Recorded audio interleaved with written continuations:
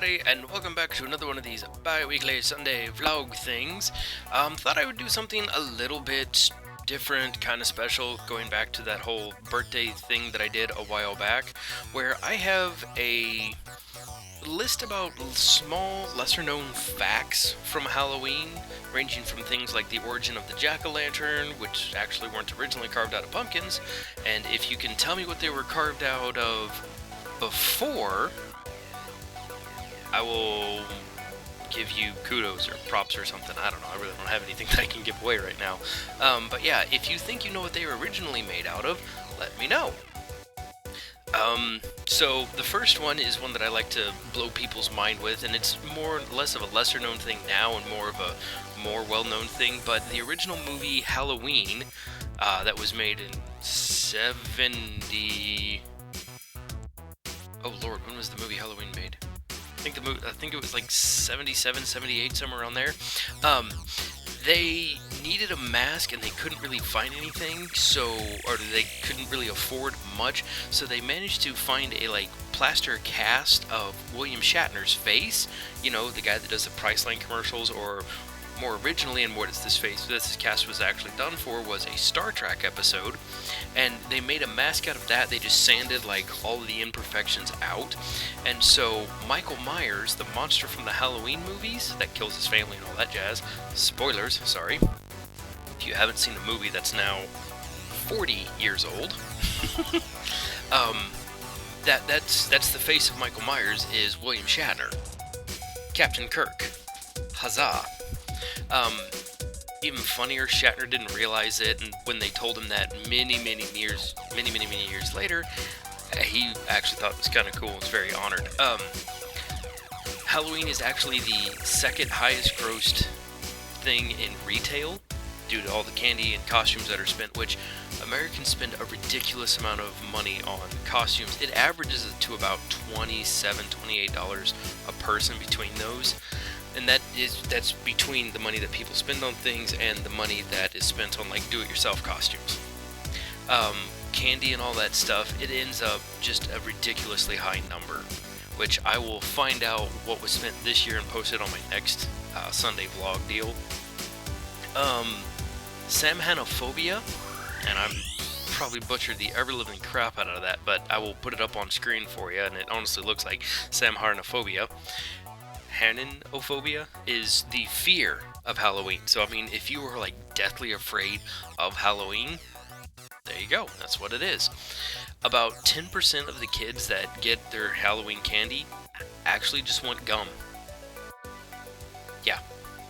So, you've got the majority of people hand out chocolates, and that's what a lot of kids want, like their little Hershey bars or Kit Kats or something like that, and I think I actually managed to buy a bag of candy for that for the trick-or-treaters this year. 24% of kids don't want chocolate candies. They just want any kind of other candy, like gummies or something like that, and 10% of them want gum. The owl, which was very popular to put out on Halloween originally, more so than pumpkins, originally was a deal of where if you heard an owl's call on the night of Halloween, I meant someone close was about to die. So hopefully you guys didn't hear any owls last night or anything like that. The origin of the jack-o'-lantern, which I'm still not going to tell you what they were originally carved out of, was based around a man named Jack, and there are several different interpretations, one of which was Jack was a blacksmith, another one he was a thief, another one he was a trickster, but all of them boiled down to Jack tricked the devil many times. The last one was one of my favorites, is also one of the more well-known ones, is he had just stolen a bunch of stuff out of a church.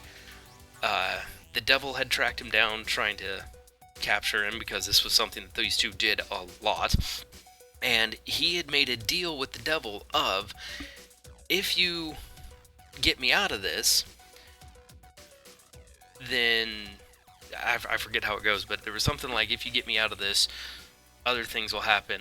And the deal was, the devil turned himself into a silver coin, which Jack was going to use to pay back the churchgoers. Then the devil would turn out of the silver coin and disappear, letting the churchgoers fight over who stole the silver coin, kind of a thing. Well, the devil turns into a coin. Jack takes that coin, puts it in his bag, which was next to a cross, trapping the devil. Other ways that they have he traps it was the blacksmith just built a cross and trapped the devil on with the cross. He tricked the devil up into an apple tree, carved a cross into the tree, captured the devil that way. All in all, any way it goes out of it is once Jack agreed to let the devil go, the agreement was, you never reap my soul. You don't take me to hell. And it's not necessarily you don't ever get my soul kind of a thing. So as things go, the devil's agreed to this, and as things go with the natural order, Jack dies. He didn't wish for eternal life, he just said, I don't want to not die. Or he didn't say I don't want to die, he said I don't want to go to hell. So Jack continued on with all of his wicked ways and everything, meaning he was too sinful to go to heaven. He had made a deal with the devil to where he didn't go to hell, so Jack was now forced to roam the earth. Well, Satan then gives him a coal as a very mean joke from hell to light his way around, which he then carved and put into this thing that originally started with the jack-o'-lanterns, and used that to light his way around. So we put up jack-o'-lanterns to ward Jack away from the house.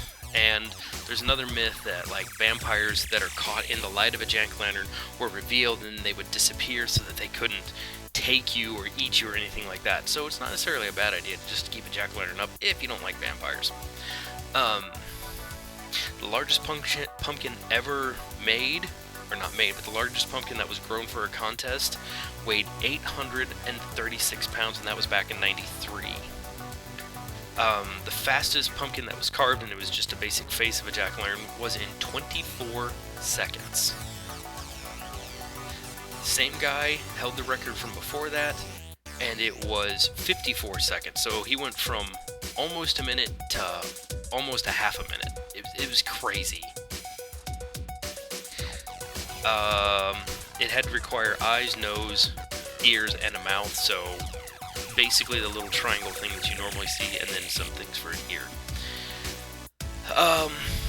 Trick-or-treating came about via Christians, and what they did was they would go what was called souling, kind of like how we go caroling now. They would go souling on All Saints Day, or All Saints Eve, which is the original name of Halloween if you didn't know, and they would offer prayers if you would give them like a sweet cake.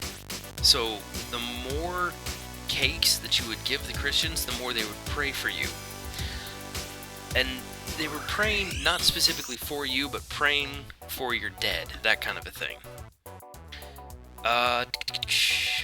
First time trick-or-treating was mentioned in print was in 1927, it says here. Now, here's a big one that a lot of people get confused.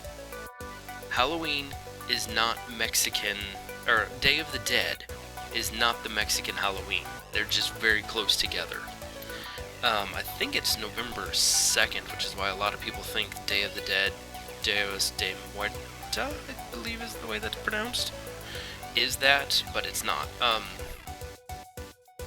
Orange is the big color for Halloween because it's supposed to be reminiscent of the harvest in autumn, where black is death. So the reason orange and black is used is because it's the end of autumn.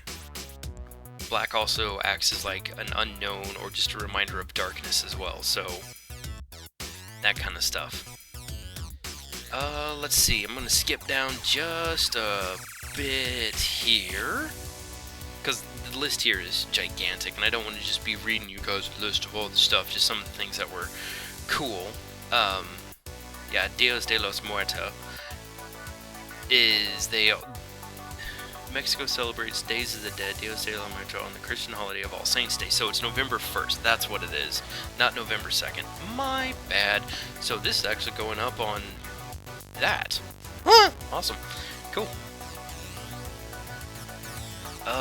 There it is. Back in 2010, the Retail Federation, about $66 per person on candy is what people spend on it, which which equals out to about 5.8 billion across, which is just, that's insane to me.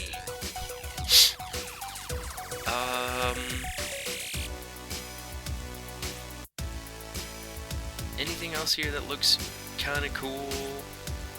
Oh, Anoka, Minnesota, which I've not heard of, and Salem, Massachusetts, home of the Salem witch trials, are the proclaimed Halloween capitals of the world. So, yeah. 2 capitals, both in America. Go figure, even though Ireland is like the original starting point of Halloween. Yeah, go figure. I don't know. And the last one that I have here is France and Australia. Both don't necessarily celebrate Halloween because they view it as an unwanted and overly commercialized American influence.